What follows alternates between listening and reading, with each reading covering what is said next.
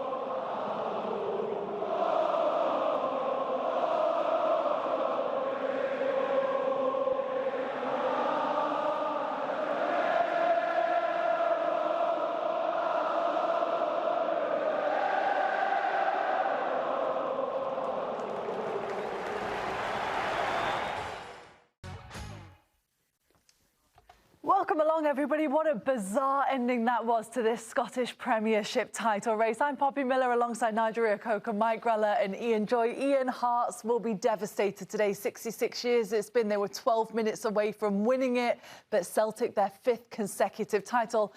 How are you feeling right now? Yeah, obviously watching Celtic winning the Premiership title is something we've become accustomed to. They always find a way. Glasgow Celtic, they have the best squad of players, I think, in Scottish football, although they've well underperformed this year. It's amazing the job Martin O'Neill's done at that football club. Incredible. He came back twice to somewhat rescue them. But for Hearts, it's a desperate disappointment. And I think for a lot of people out there who are not Celtic fans, probably disappointed that Hearts didn't actually go on and complete that Cinderella story. I feel a bit sorry for Derek McInnes. He's done an unbelievable job with Hearts. It's a new project under Tony Bloom. At some point, they will compete with the big two, Rangers and Celtic, and they did that early on in his tenure. But this game was a crazy game. Hearts were very good in the first 45 minutes. 1-1 was a bit of a surprise to me after 45. But Celtic found a way. They made some important substitutions and they managed to get the job done. And it's a title decider, Poppy. This is football. You've got to see out games. You've got to make the right call. Your team have to perform. And unfortunately for Hearts, too many injuries. A lot of decisions went against them, I think, from officials as well. But no complaints from Celtic in the second half. They were the better team. Did playing for a draw hurt Hearts today, Grell, do you think, knowing they only needed a point? Yeah, in the second half, with 20 minutes left to go, I thought there was too many periods of the game where they defended well, they organized, they won the ball, they were physical, and then they didn't keep it. You have to have phases of play where you keep the ball, frustrate Celtic, let them come out of shape a little bit. There was too many times where they won it, and they went long or quick or out of play or whatever, and then they're back defending, back in the show, and that's that mounting. Celtic started to put some plays together and then rightfully won the game. And for Celtic, yeah, we could talk about how this was not an historic season by the amount of goals they scored or their performances or whatever else, but 56. 56 titles now, one ahead of Rangers, and that's all they will care about. That's all that will go into the history books. It won't be, oh, but that season we were not very good. It'll just be on to the next season. How can we improve? But what a spectacle for Scottish football. It was really fun to watch.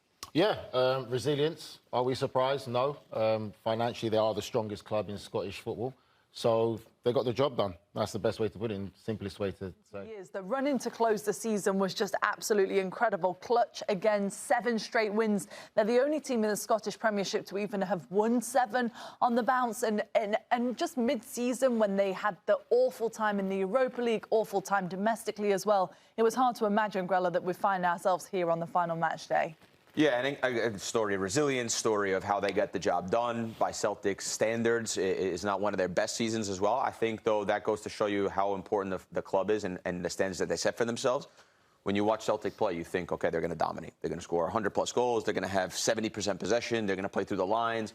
They're going to have that little bit of quality. So when you miss it in a couple of players and a couple of things don't go your way, because you set your standards so high, you get this, and everyone's like, well, what is this? Is not good enough. But then they still find a way to get the job done. I think that tells you a little bit about the DNA of the club. It's a shame for Hearts. Again, they're, 5 minutes away to do it for creating history, that group, that now will probably go by the wayside. Hopefully it's something that they can build on and come back next season and be very good. But it was real heartbreak for Hearts. And then Celtic, honestly, admirable, the performance. And what a show. What a show for the neutral. Yeah, massive. Had everything. Had penalties, had good changes, had moments, the moment off the post, that had a lot of drama, empty net at the end. So it was a great advert for Scottish football. By the way, for me in particular, obviously growing up in Scotland, in case you couldn't tell by the accent, Nigel, to me it's important that Scottish football's spoken about more. It's just not. And this type of a title race, it opened it up to everyone across the world. There's so many people out there trying to watch this game today, understanding what's going on, and a lot of people have been following it all season long. The Celtic and Rangers have not been at their best, though there was an opportunity for someone to step up. In Hearts under Tony Bloom, obviously Derek McInnes doing a great job as the manager. They had together a great project, right? It's the beginning of the project. And probably happened earlier than expected that they were challenging. But why were they challenging? Because Celtic and Rangers weren't good enough this year. They weren't. Celtic didn't score the most goals.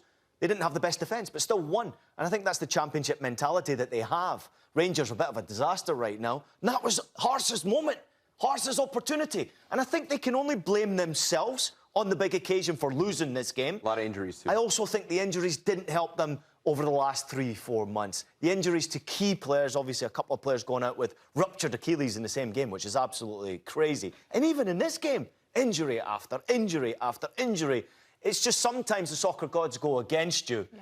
But I agree with the boys here. Like, Scottish football's just in everybody's forefront right now, which I absolutely love. So there he is, Martin O'Neill. Celtic have been through so much this season. They qualified for the Champions League playoff round after winning the Scottish Premiership. Let's listen in to what they're going to say. You need me to translate? Now, apparently, and subtitles. The whole of America. Oh, that's a brilliant one! Here come the words from the skipper.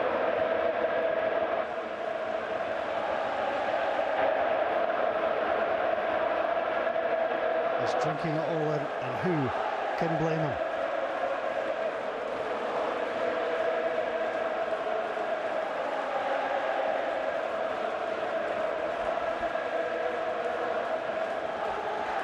Okay, we could be here a long time, Callum. This is 5 in a row. It's your 11th title. Can you describe Medals how for this the feels? players, as the captain tells us what he thinks. Yeah, unbelievable. Such a difficult season. So many downs. Just start to creep. The team are getting better and better. The belief in this group is special. Like, I've never seen anything like that before. And typical of the last-minute performance. You spoke there about the players. This felt like a season that took courage, spirit, and as you said, you've never seen anything quite like it. But you didn't make this easy today either, did you? You left us to the last 5 minutes. Yeah, it was never going to be, was it? Really, it's been typical of the season, so we thought we'd strike you out one last time.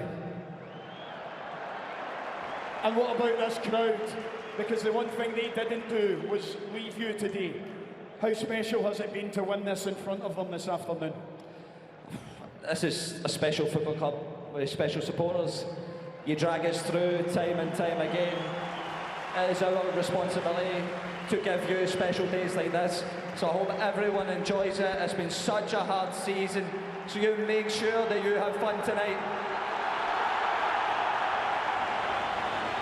Outstanding, our captain, Callum McGregor. I'll get Callum to stay with me.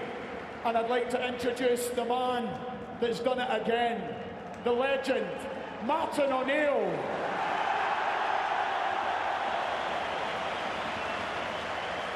And now the Celtic manager. Martin, for the 4th time in your career, you've guided Celtic to a league title. But just how special is this one? Well, I must admit, I never in my wildest dreams did I ever think that I could experience those lads up there, you know, collecting, and the atmosphere is just so. The players, the coaching staff have given me a reason to live as much, and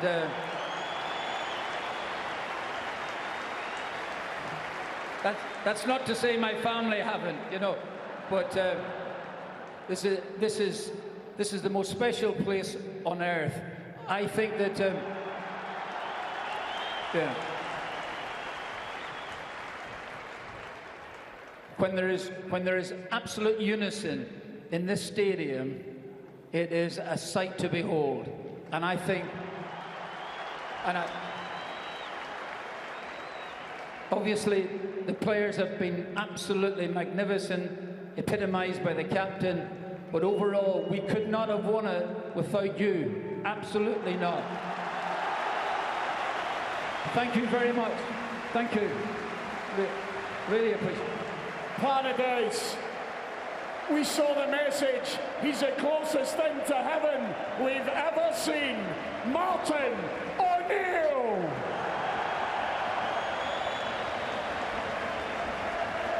So Martin O'Neill is anointed around Celtic Park as Callum McGregor, the captain. It's a familiar walk for him, but he will absolutely adore the opportunity to raise silverware once more. 575 appearances now for Celtic, and this is 11th title. Right, can Martin O'Neill share a moment?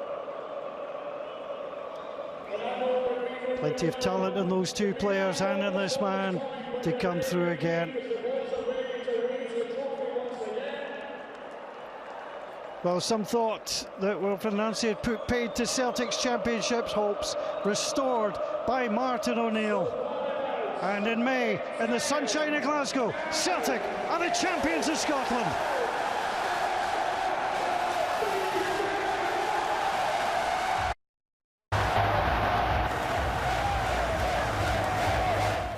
Our rules expert Christina Uncle is here with us, who is not in Glasgow. She's in sunny Florida. Nice to see you, Christina. We've got to talk about this Maeda goal, because a lot of people are wondering when the screenshot was captured, right? Was he onside? Was he offside? Break it down for us, please. Yes, of course. And just to start with everyone, the decision was correct for VAR to recommend for a good goal, no offside. Now, where the question is, where the lines are drawn. So as you see the distribution, the pass and play, individual receiving it was onside, but when they go through and they freeze frame it right here, you're not taking the analysis of the player there in the center. You're taking the analysis of where the ball is being distributed from when the point of kick is happening. So that's where a bit of the confusion's happening. Here, now, once he kicks it, that's fine. The offside line resets, but the VAR lines are drawn on the wrong individual for this analysis. It should be drawn closer towards that top of the 18. It was actually a very surprising decision given by the assistant referee on the field for an offside, because this is something that would be chalked up to an expected decision for no offside on the field. It wasn't very tight on that first distribution play. And as you can see on the second out play, he's clearly onside because he's behind the ball, which is closest to the goal line. Christina, give the guy a break. There's a lot of bodies there on the line. And he doesn't know also that he doesn't know if that's the guy getting the ball. You know what I mean? When you see all those players running, he doesn't know which guy's getting the ball. He just sees a white shirt offsides like the fans saw, and he's a goal like we saw. Yeah, and then the other player, Osman, runs onto the ball, so then obviously it's not. So we agree with what you're saying, but yeah, it's hard for the referees to see. It's actually amazing that there was no VAR, that these guys were getting a lot of these plays right. Listen, Christina's very offended by Grella speaking. I can see the facial reaction now. Shocked. Because normally you back your people a up. Referee, and honestly, I mean, you guys want the true analysis. Like, this is an expected decision by a high-level professional referee. They are not people in the stands. They are not, no disrespect, professional footballers. All I got to do is use a little reverse psychology to get this. Don't worry, Christina. Grella didn't take his meds this morning. I like it. Different person. High-level officiating, Scottish football. Sometimes it doesn't go together, Christina. There's a big debate in Scottish football, obviously, because of this championship decider. It went to the last game. But in matchday 37, there was a massive controversial talking point as to whether or not Celtic should have been given this as a handball. Settle it for everyone who is watching. Is it or is it not a penalty kick? So I had this tape coming back and forth, and from this VAR angle that we have, and let me clarify, this angle, and there's only 6 cameras that were on this for VAR, so we're not talking about 20 camera angles. We don't have more access to it.